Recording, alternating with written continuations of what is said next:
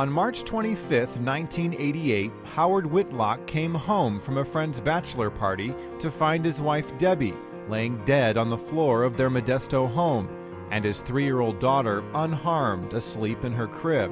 The 32-year-old mother had been stabbed to death, the victim of an apparent robbery gone wrong. He stabbed her, he slashed her throat, and then he covered her face and raped her dead body. Debbie Whitlock's mother, Jackie McDonald, was living in Minnesota when she got the terrible call. And he said, "Debbie's dead." And I said, "How?" And I thought he said someone cut her throat, and he said he didn't say that. But I know I went into shock. From that moment, Jackie McDonald began a crusade to find her daughter's killer.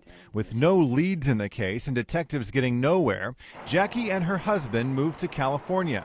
She wrote a letter to the local newspaper and offered a $6,000 reward. She convinced the Boy Scouts to plaster flyers all over town. She bought advertising space from the Transit Authority and even convinced a local Pizza Hut to include Debbie's picture with every delivery. She tried everything. Grocery carts and even billboards. 9 years went by and the case was still being called an unsolved murder. I started calling television programs. I called Unsolved Mysteries for 6 years, and then I got on America's Most Wanted. Took 4 years, and I had to hire a psychic. That was my hook. Mysterious unsolved crimes. That's our topic McDonald today. made her way onto several national talk shows. This is Jackie McDonald. 9 years Anything ago, to get her daughter's name and face in front of someone who knew something. Then finally, her tenacity paid off.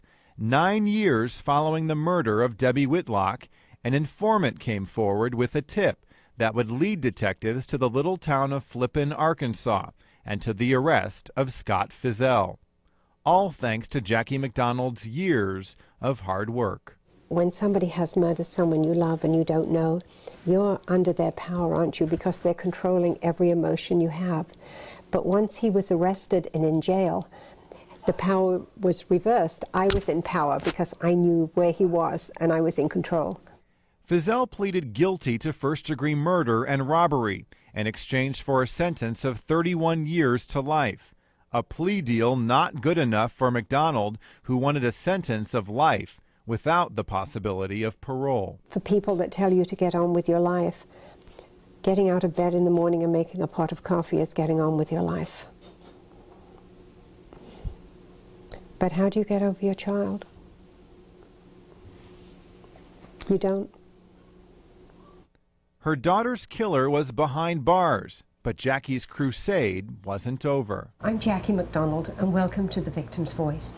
She began producing and hosting her own cable TV show called The Victim's Voice, helping other families publicize unsolved cases, still working in honor of Debbie's memory, clinging to the last words she heard her daughter say. When she died, I was frantic. I went through the answering machine trying to find her voice, and my husband said, "You'll never find it." And there she was on the machine saying, "This is your daughter, and I knew I should have hung up, but I love you." Even with the confessed killer in jail, for Jackie McDonald, the case of her daughter's murder is still not closed. It's a pain she will live with the rest of her life. Monte Francis, KC 24 News.